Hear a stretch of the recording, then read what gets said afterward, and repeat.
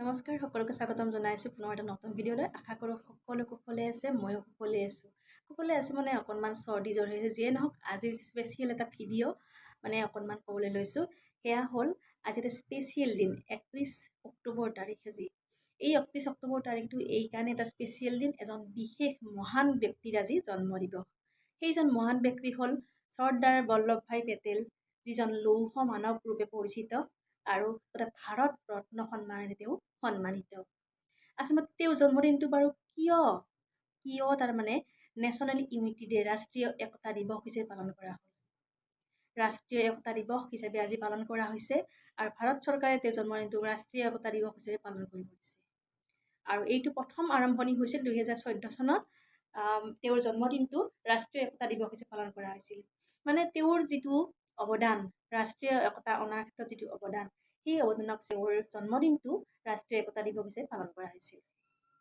লৌহ মানৱ ৰূপে মানে তেওঁ পৰিচিত আছিল।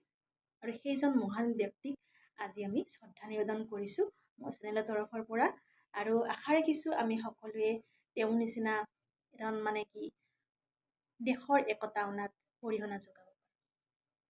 1928 চনত গুজৰাটৰ বৰদলৈ জিলাত খেতিয়কসকলৰ লগ হৈ কৰ বৃদ্ধিৰ বিৰুদ্ধে আন্দোলন কৰিছিল এই পেটেলদেৱে, য'ত পেটেলদেৱ বিজয়ী হৈছিল।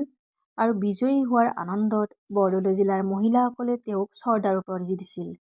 তেতিয়াৰ পৰাই তেওঁৰ নাম চৰ্দাৰ বল্লভভাই পেটেল নামে জনাজাত হয়।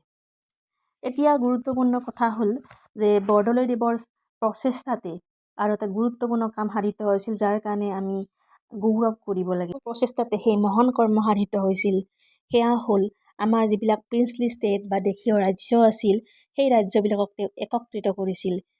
তেওঁৰ সেই মহান প্ৰচেষ্টাকে সন্মান জনাই পেলাই তেওঁৰ জন্ম জয়ন্তীৰ দিনা 31 অক্টোবৰৰ দিনা তেওঁৰ জন্ম দিৱসক ৰাষ্ট্ৰীয় একতা দিৱস বা নেশ্যনেল ইউনিটি ডে হিচাপে পালন কৰা হৈছে।